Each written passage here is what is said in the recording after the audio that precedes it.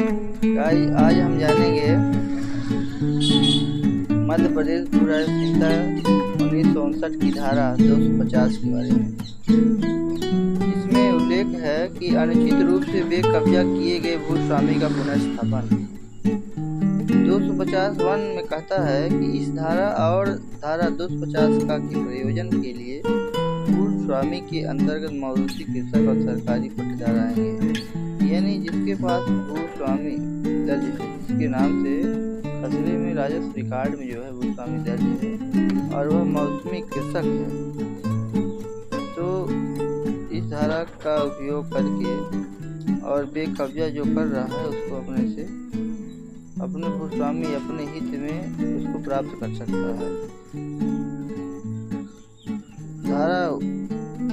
उपधारा 1 का यदि किसी भूस्वामी को भूमि से विधि के सम्यक अनुक्रम में बेकब्जा न करके अन्यथा बेकब्जा कर दिया गया हो, या कोई व्यक्ति भूस्वामी की किसी ऐसे भूमि पर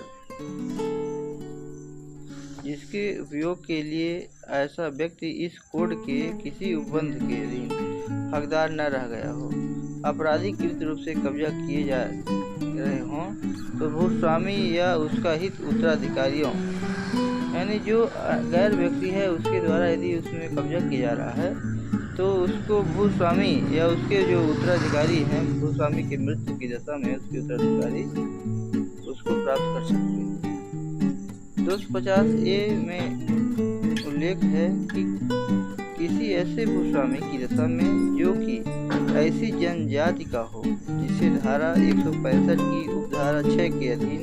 आदिम जनजाति घोषित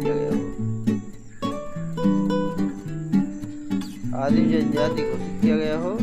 एक अपराधी की बेकब्जा के उस मामलों में जो कि 1 जुलाई 1976 के पूर्व के हों, 1 जुलाई से 1975 के, और 2 में कहा गया है कि इन्हीं अन्य मामलों में यथास्थिति कब्जा की जाने की तारीख से या उस तारीख से जिसको कि ऐसे व्यक्ति का कब्जा अपराधिकृत हो जाए 5 वर्ष के भीतर। खंड ए के अंतर्गत न आने वाली किसी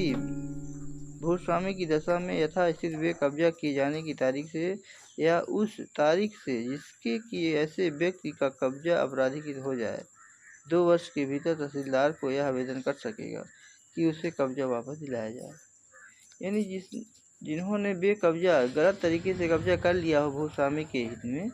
तो वह 2 साल के अंदर तहसीलदार के यहाँ आवेदन देगा और अपना कब्जा प्राप्त करने का हकदार होगा। तहसीलदार, पटवारी और पुलिस विभाग उसको जा करके कब्जा दिलाएंगे। B1 ख में कहा गया है तहसीलदार यह जात होने पर कि किसी भूस्वामी को उसकी भूमि से विधि के सम्यक अनुक्रम में बेकब्जा न करके अन्यथा बेकब्जा कर दिया गया है, इस धारा के अधीन कार्यवाही स्वप्रेरणा से प्रारंभ करेगा। इसका उद्देश्य यह है कि ये तहसीलदार जो है भूस्वामी यदि किसी प्रकार से गरीब दयनीय स्थिति में है तो तहसीलदार अपने स्वप्रेरणा से उसको बेदखल करके और चल के कब्जा दिलाएं। तहसीलदार पक्षकारों से संबंधित उनके दावों की जांच करने के पश्चात आवेदन को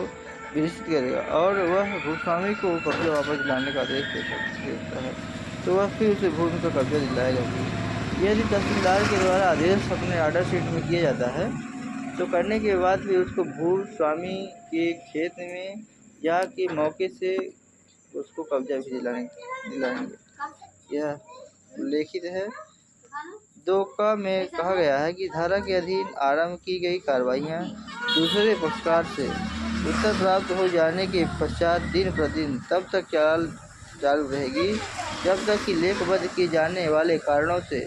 दीर्घकालिक स्थगन आवश्यक नहीं समझा जाना चाहिए है, और उस दशा में उस आदेश पत्रक ऑर्डर शीट जिसको बोलते हैं कि जिसे ऐसे स्थगन के कारण अंतर्विष्ट हो एक प्रति कलेक्टर को भेज जाएगी। तो इस तरीके से 250 का मंशा होता है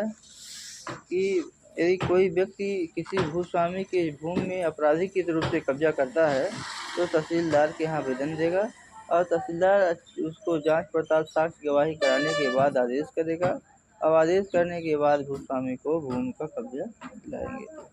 धारा 3 में अंतर्निहित जो होता है अंतरिम आदेश के बारे में धारा 3 में उल्लेख किया गया है कि यदि किसी प्रकार भूस्वामी स्थगन आदेश देता है पटवारी रिपोर्ट आने तक के लिए या कि प्रकरण निराकरण तक के लिए, तो उसके बारे में यहाँ लिखा हुआ है। तहसीलदार जांच के किसी भी प्रकरण पर यथास्थिति भूस्वामी मौरूसी कृषक या सरकारी पट्टेदार को भूमि का कब्जा दिए जाने के लिए अंतरिम आदेश पारित कर सकेगा। यदि वह इस निष्कर्ष पर पहुँचता है कि उसे इस धारा के अधीन आवेदन प्रस्तुत किए जाने अथवा प्रेरणा से कार्यवाही प्रारंभ की जाने की पूर्व के 6 माह के भीतर विरोधी पक्षकार द्वारा बेकब्जा कर दिया गया था, ऐसी किसी मामले में विरोधी पक्षकार को यह यदि आवश्यक हो तहसीलदार के आदेशों के अधीन बेदखल कर दिया जाएगा। तो इस धारा में उल्लेखित है और इस धारा का पूर्ण मंशा है कि भूस्वामी के जो भूमि है, भूमि पर यदि कोई दूसरा कब्जा करता है तो उसको यथाउचित न्याय दिलाया जाए।